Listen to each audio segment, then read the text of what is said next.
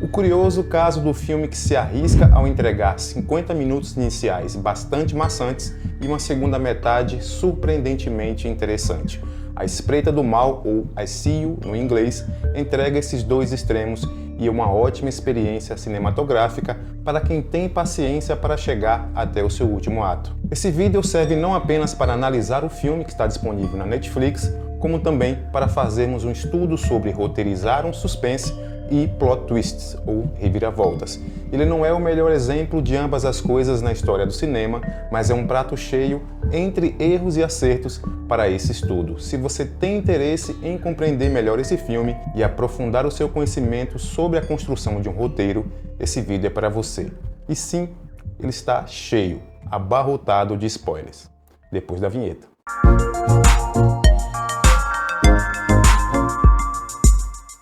Este é mais um dos filmes lançados lá em 2019 e só agora toma conta da audiência brasileira ao desembarcar por aqui através da Netflix. A Espreita do Mal é o terceiro filme do diretor Adam Randall, que dirigiu I, Boy, de 2017. Eu vou ser rápido em relação a enredo e elenco, porque o foco aqui será o nosso estudo do roteiro. A primeira metade do filme acompanha a rotina de uma família que vive um clima bastante complicado.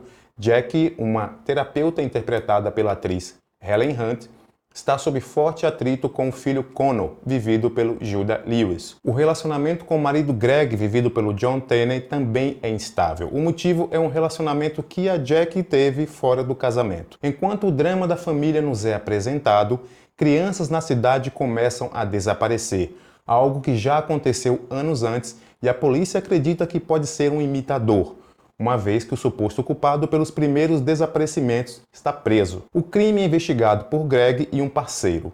Para completar o entrelaçamento de subtramas, uma série de acontecimentos estranhos ocorrem na casa da família. A tensão por conta do criminoso à solta e principalmente as coisas estranhas que ocorrem na casa nos entrega um clima digno de filmes como Invocação do Mal. Ele realmente parece até um terror com bastante suspense. Afinal, na primeira cena, um garoto é abordado numa mata por uma força aparentemente sobrenatural.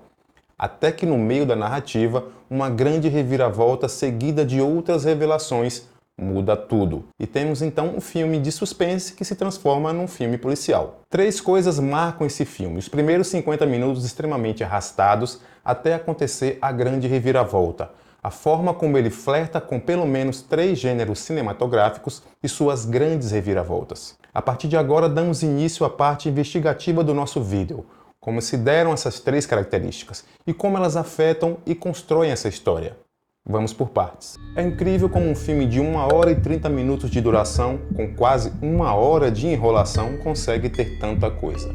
É bem verdade que isso veio às custas de um último ato atropelando tudo pela frente, com uma chuva de revelações e reviravoltas. Mas vamos com calma, estamos apenas no primeiro ato. O filme quer gerar tensão quase que o tempo todo, seguindo uma receita muito parecida com a adotada pelo James Wan em filmes como Invocação do Mal, por exemplo. Aqui nós temos um corte para uma cena onde ninguém aparece, basicamente só o cenário, a música sugere tensão, de repente a câmera mostra só uma escada, mas não vai acontecer nada de anormal, um personagem simplesmente sobe a escada. E pronto. O mesmo ocorre com um carro parado no sinal e de repente corta para dentro do veículo, a motorista vê uma mulher atravessar a rua com um grupo de crianças, a trilha fica ainda mais sombria e corta para uma cena que não tem nada a ver com aquilo. Isso acontece o tempo todo, tensão com nada de concreto, nada que empurre a história para frente, mas vai deixando o clima pesado e vai construindo um espectador que compre a ideia inicial do filme, criando uma forte expectativa e ansiedade. E as coisas seguem assim. Um telefone toca, a trilha sonora provoca um aperto no coração, a câmera visita cômodos vazios da casa e depois alguém atende o telefone para falar coisas corriqueiras, como panquecas, por exemplo. E pronto, o clima pesado vai embora, mas vai uma pergunta: para que isso? Isso é uma receita sendo seguida à risca, receita para gerar provocações. Se você resolver assistir a um filme de terror ou de forte suspense, você precisa estar entregue, fechado para o mundo externo e, de certa forma, indefeso, para, sem distrações, ser envolvido pelo filme. Então, talvez essas coisas não são feitas para desenvolver a narrativa, mas comprar, ou mesmo moldar o espectador para o qual o filme foi feito. Claro que não podem faltar os sustos que os personagens tomam para ver se a gente também toma. No caso desse filme especificamente, já na primeira cena nós vemos algo sobrenatural acontecendo. Ele sugere que coisas estranhas são bem possíveis nesse universo em que a história se passa. Então, a cada música tensa e cada plano de câmera esquisito, a gente espera que algo sobrenatural aconteça. Afinal, um garoto voou da bicicleta.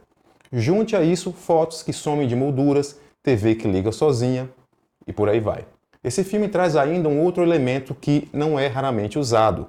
Você gera um conflito na família para que a comunicação entre eles seja conflituosa, fazendo com que fique ainda mais difícil lidar com o problema central. A dificuldade de diálogo entre Jack e Greg, por exemplo, impossibilitou que ele buscasse entender o que aconteceu quando ele ficou preso no armário. O problema de conflitos familiares num filme como esse é que, se ficarem bastante desinteressantes, por tomar muito tempo ou simplesmente porque não são interessantes, é que o espectador não se propôs a assistir ao filme para ver isso.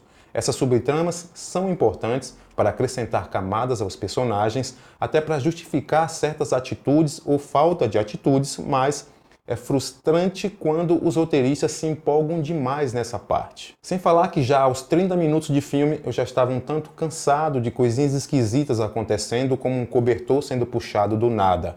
Se você não intensificar a experiência de vez em quando, criando uma montanha-russa de emoções, a coisa vai ficando um tanto monótona, e assim continuou até que alguém foi morto com uma pancada na cabeça. Na hora eu até me perguntei, por que pancada na cabeça? E o sobrenatural? Um garoto voou de bike no início. Então eu quero que no mínimo tenha um fantasma mal-humorado no filme. Pois bem, na cena seguinte descobrimos, por conta de um barbante amarrado numa árvore, que o roteiro estava nos enganando o tempo todo. Esse não é um filme com um inimigo sobrenatural. Uma bela pegadinha do roteiro que nos gerou muita atenção, esperando a ação de alguma coisa demoníaca. O principal efeito desse primeiro ato é gerar ansiedade e expectativa, e quando você faz isso, também promete algo recompensador. Muitas vezes essa promessa não é cumprida, mas aqui tivemos algumas surpresas bastante interessantes. Confesso que eu já estava me distanciando da história quando a cena da banheira me trouxe de volta para o filme. A gente tinha algo mais concreto desenhado. Quem era a vítima no filme e já com alguma ideia sobre com quem estávamos lidando. Mas também era engano. E tudo começou a ficar mais claro, mas nem por isso menos complicado, logo depois disso. Partimos agora para a eletrizante segunda metade do filme, basicamente os 35 minutos finais, que começa com um plot twist. Plot twist em inglês significa reviravolta na trama. Já é um termo bastante conhecido e usado no Brasil, então é interessante você se acostumar com ele. Essa reviravolta começa, obviamente, quando um casal que pratica frogging entra na casa. Frogging é o ato de invadir e viver por alguns dias dentro de uma casa sem que os donos saibam. Logo depois, descobrimos que aquelas coisas estranhas que estavam acontecendo foram causadas por eles, já que o filme volta no tempo para mostrar isso. A partir daí, temos outro filme, muito mais interessante.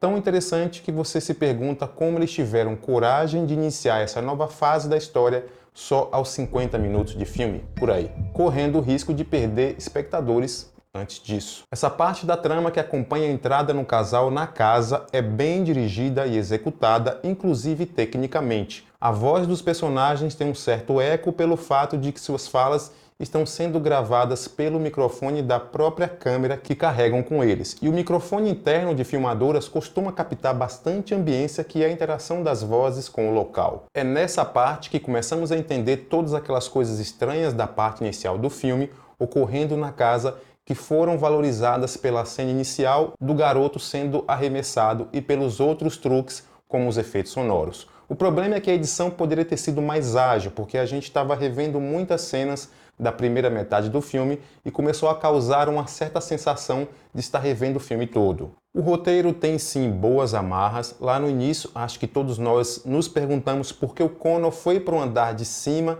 se a mãe dele estava conversando com um cara no porão. Só agora a gente descobre que eram vozes do casal de invasores que ele ouviu lá no andar de cima. Outra coisa, nesse ponto em que o Alec, o invasor, demonstra que vai pegar mais pesado ainda com as brincadeiras, você já começa a perceber uma certa perturbação em seu semblante. o que nos alimenta a ideia de que foi ele que acertou o cara na cabeça. Mas essa expressão no seu rosto só é explicada na última cena do filme. Não demora muito para termos a segunda reviravolta da história, nessa imagem que você observa agora. Não é fácil entregar duas reviravoltas tão fortes e entrelaçadas. Essa imagem deixa claro porque o nome do filme em inglês é I See You, Eu Vejo Você, e no Brasil, A Espreita do Mal. A atitude da garota de entrar no trailer com a luz acesa e o vilão em algum ponto do local foi o cúmulo da burrice? Foi. Mas no mundo real isso acontece e em filmes assim é uma regra. Só acho estranho que quase sempre usem uma mulher para fazer esse tipo de coisa. Acho natural que a mulher possa ser a personagem mais frágil em algumas situações, mas não precisa quase sempre ser quem faz a maior burrice do filme. No final sabemos por que Alec fez questão de ir até aquela casa e porque ele queria pregar todas aquelas peças, principalmente no Greg. Ele queria fazê-lo sentir-se tão inseguro e indefeso quanto ele se sentiu na época dos raptos, já que ele foi uma das vítimas do policial. A Espreita do Mal consegue trazer momentos de vários gêneros, um aparente terror cheio de suspense e alguns sustos no início, um filme essencialmente de suspense e cheio de reviravoltas no seu miolo e, por fim, termina como uma trama policial. O roteiro segue pregando peças o tempo inteiro, enquanto navega entre esses gêneros. A Espreita do Mal leva 4,5 estrelas e se não fosse o seu início bastante maçante, com certeza teria uma avaliação melhor. Esse filme não apresenta os maiores plot twists do cinema e nem as maiores cenas de suspense, mas acredito que essa história foi uma ótima oportunidade para fazermos esse estudo mais aprofundado sobre esses temas. Eu vou continuar mantendo o ritmo de 3 vídeos por semana, então até o próximo.